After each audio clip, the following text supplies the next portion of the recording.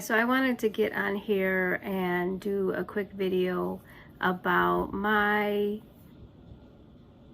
input and my takeaways from the bride's perspective.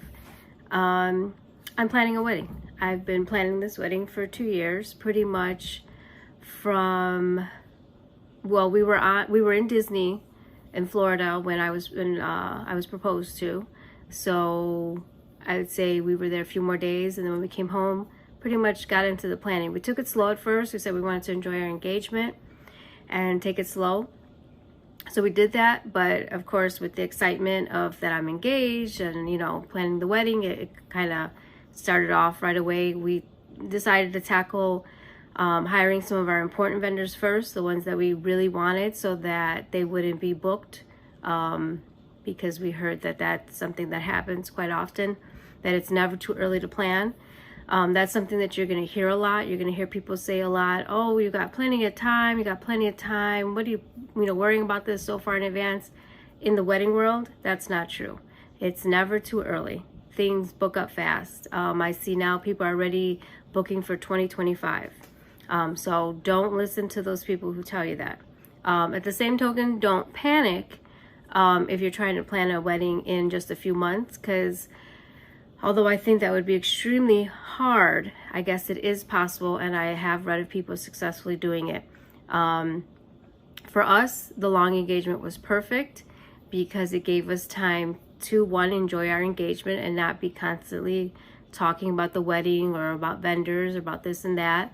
We just got to enjoy being engaged, and which has been wonderful. But at the same time, it's also given us time to take our time choosing vendors. So that's where I'll start, choosing your vendors. Don't just go by, oh, I heard so-and-so use this florist and they love them. Don't just go by that. I suggest, and this is what I do, is I interviewed 10 different florists. I first of all had my vision, our vision in mind, from the colors to the type of flower to the arrangements, and I searched until I found somebody who was going to give us our vision, because that person's out there. And not only that, but matched our budget. We had crazy amount of quotes that we received up into the $10,000, $12,000, $15,000 range, and we found somebody who, again, not cheap, but more reasonable, was working with our vision, and was, very sweet. I think we're going to be very happy with her. Another thing I recommend with vendors is, when you're looking for one, follow them on Instagram, follow them on Facebook. Not only will you see their work that they post, but you'll see reviews and posts from others. So that's been really good. I highly recommend that, following somebody on Instagram. And then, as you choose your vendor, you can stop following all those other ones if you care to. What else? With vendors, have your plan in motion before you reach out to them, because from the get-go, they're going to ask you a ton of questions, and you want to be ready to not waste your time or their time. Have those anticipated questions ready for them. They asked me things like my colors, what flowers am I thinking, how do I have any pictures? They were big on wanting pictures of things, so have things like that ready for them. And stay in constant communication with them. Don't just assume, especially if you have a long engagement, that once you're booked, you're done. No, I've reached out to them at maybe every 6 months or so, just to check in. Say, do you need anything from me? Are we still good? Blah, blah, blah. And just do stuff like that. And you'll be surprised. They do need stuff from you that maybe they were getting ready to reach out to you. You just beat them to the punch. Make sure that they are aware of any changes. As soon as you know of these changes, make sure that they are aware of all contact numbers, whether it be you, your fiance, or if you're assigning somebody, or your coordinator. Make sure that they know the exact address of the venue, exactly where to set up, because you're going to be busy that day. You're not going to have time to be there delegating, put this here and this there. So make sure that there's clear communication, and that they have a number that they can reach you or whoever you're assigning for that day to be reached, for them to reach. Moving on from the vendors. The other thing that I think is really important is to get a planner. My planner has been my best friend. I've taken it everywhere, from meetings to just when I'm gonna go out and I know I might have a free moment. I actually have 2 planners. One of them is one that I purchased off of Amazon. I can post the link. It has everything, it has tabs in it, so it's easy to find things. It has from information about my bridal party, phone numbers, sizes, favorite colors, things like that that you may need. It has my budget. It has my payment schedule of when things are due, because that's something, when you're in the midst of everything, you're gonna forget all these due dates, and you don't want to forget those. There's also a place for gifts, to list addresses, to even put your guest list. It's a pretty thick book, and again, I'll post it. But I also just got from the dollar store a regular little notebook, and it's almost, all the pages are almost completely filled. I have used that notebook for when I have meetings with the vendors or with our coordinator, writing things down, preparing my questions, and then, you know, her responses, their responses. I wrote out when I first started figuring out our seating chart, I kind of scribbled it in there. Just, you know, like I said, have a little notebook and a little planner. It's going to be your best friend. It's great. And it's a good way to have everything in one spot. I put in, there's an envelope, like a little pocket in the planner, and I keep all our invoices in there, all our receipts, all our color swatches. Just a great place to have everything all in one spot. What else would I suggest? A group chat. They're not always going to answer. You know, your wedding is not their life as much as it is your life right now. But it is good, though, to have all communication with your bridal party in one spot. This way, you know, everybody got the message. You're not forgetting anybody. Even if they don't respond, at least you know they saw it. So we have 2 group chats, actually 3. My fiance has one with all his guys. I have one with all my girls, and then we have one with everybody. And I think it's worked out great. Again, you know, at first I was like, nobody's responding, but maybe they might send me a personal message afterwards because they didn't want to answer in the group, or they just, you know, do a little thumbs up that they got the message, and that's good enough, because the point is that they just got the message. But so I think that's, you know, helpful to do that. The other thing is to create a joint email address, because especially the reason I started is because we went to a couple bridal expos, and everybody there has your email address, and you're going to get a ton of email offers and prizes, etc. And just even for your vendors, you know, if you don't want to say, I got the email, and then be, hey, did you get that email too? Or remember to send it to each other. This way, if it's in a joint email, all that is in one spot. You're not having to sift through all your other emails or your work emails. You know, everything wedding related is going to be in this one spot, and you both have a chance to look at it when you have the time, because your schedules may be different. You might have time to look at it at the same time. Here it's all in one spot. And then if you have to reference something, you don't have to, like, you know, your own personal email is probably busy with other emails. You don't have to sift through it. You can go straight to the wedding email, which is probably going to be a lot smaller with less things to go through, and you can easily find it. It's been a big help, and I highly recommend it. Another takeaway I would say is venues as well. Going back to not just going by word of mouth or picking the first one. Shop for all your vendors. I mentioned in the beginning about how I interviewed like about 10 different florists. Do this for every aspect of your wedding. Take a day or 2 or even a week to really research vendors, plan out your vision with your fiance and in your with your family if you want to include your parents in that process, and really, you know, do your research. Visit, like we visited, I believe it was 5 different vendors, and some of them right off the bat we knew no. You know, they look good on paper, or they look good in their website, but as soon as we walked in, we were like, no, this is not the place for us. And you'll know. For the location we chose, I think both of us from the second we sat down knew, okay, this is it. And it happened to be the last place we visited. So don't, settle, and, the right place for you is out there. And we got really lucky because not only did we feel like it was the right place, working with them the last 2 years, we're even more sure every time after every meeting that we made the right choice. And it has made us really excited for the wedding. We know we have a good team. Our coordinator is amazing. And we haven't even seen all her work. Just what she's done so far, I can see that it's going to be great. What else can I take away? Another takeaway, something that I've also been saying since the beginning is it's always joked about, and in movies and things where the bride is doing all the planning, maybe with her mom or her parents, and it's like a running joke and everything. But there's no way I could have done all this without my fiance. I feel like without his input and sharing the process and the load and the stress with me, it's made this such a fun process. Yeah, there's stress because there's just so much, and you want to, everybody to have a great time, and you want to have a great time. So there's that stress of it. But as far as picking vendors, researching vendors, making calls, going to meetings, deciding colors, this, that, and the other, we've done everything together.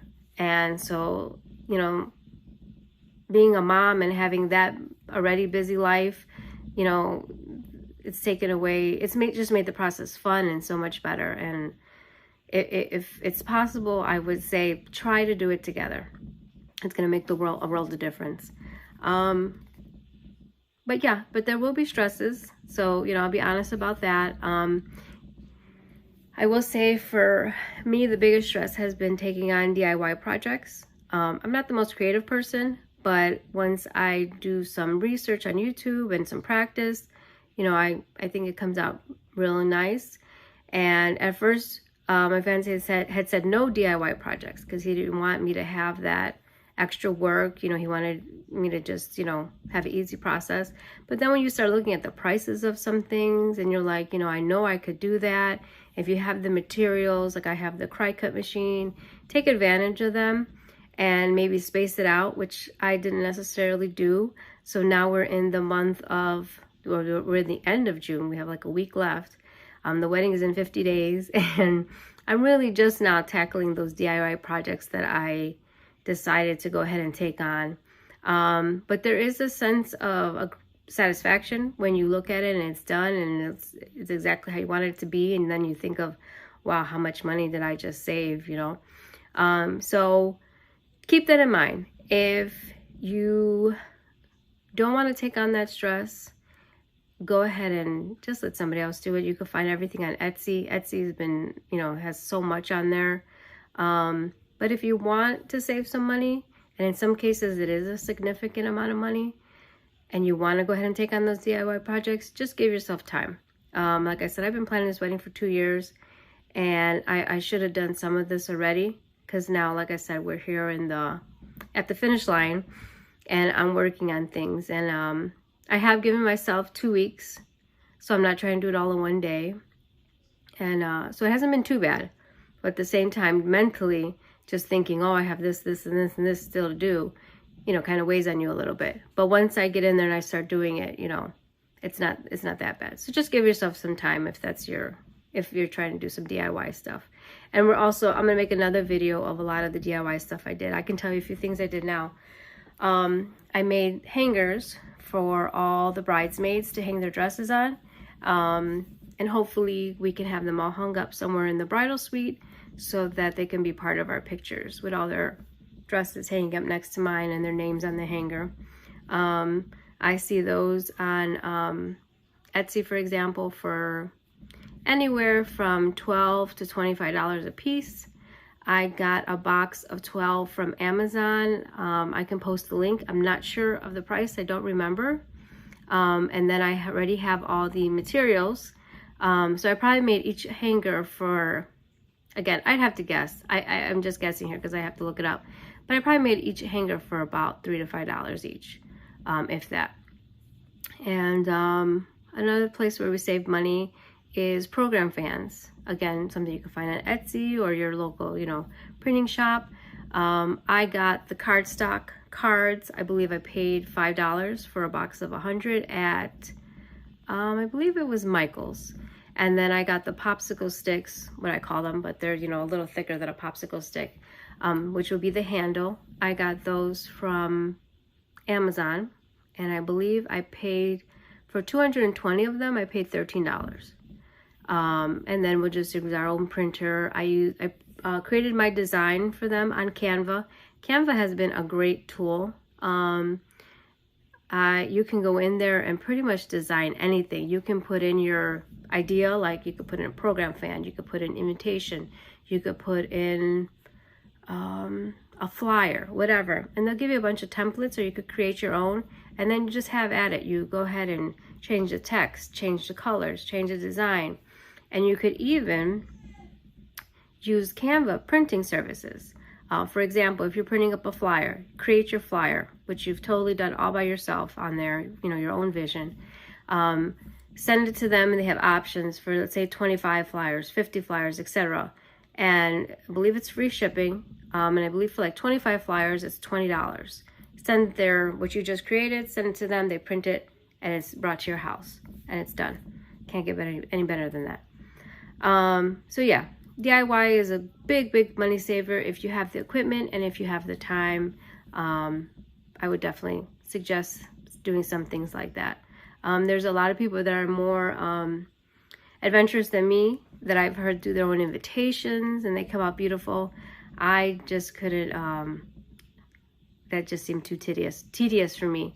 I don't think I could do that, so we ordered our invitations. But there have been some things, like I said, the program fans, our place cards, our itinerary that's going to go in the welcome bags, the hangers. I made, I've seen a lot, and at first I was like, no, I don't need that, but then I thought, why not? Enjoy the whole experience, do it all. I see a lot of people that are doing the jean jackets or the hoodies with your new last name on the back of them, and they go for like 50 plus. I got a white hoodie from Target for $10, and just use the cry cut and the press machine, and bam, it's done. And I'll also include that in the video. So I got a hoodie for 10 bucks. Can't beat that. So again, process has been great. It's been so much fun. I can't believe that it's the end, and we're today 50 days away. It's now the closer that we've gotten, this year has flown by. The previous year, and when we were first engaged, it seemed like so far away, and that this was never going to get here. And now it just seems like since January 1st, the time has just flown. I don't know if it's just because we're having more meetings now with the vendors, finalizing things. All the vendors are due now. Getting into DIY. I don't know if it's just because I'm busier and it's more like every day all I think about is the wedding, but it has really flown by since January 1st. My bridal shower that my beautiful mom is throwing for me is the 9th. So not this weekend, but next weekend. So that's exciting, and I'll try to capture as many photos and videos as I can about that to make a video for that for you guys. Very excited for that. The theme is Here's to a Lifetime of Butterflies, and I asked everybody to wear the color purple. So I'm excited to see that, to see everybody all in the same color, and just to celebrate the last countdown to our big day. So I hope you took something from this video. I've been wanting to make it for a while, just because I haven't seen too many videos like this where you get an honest view or viewpoint or whatever of what it's like being the bride and being engaged for 2 years and planning a wedding, of this scale. It's not a huge wedding, but it is huge, just not super huge.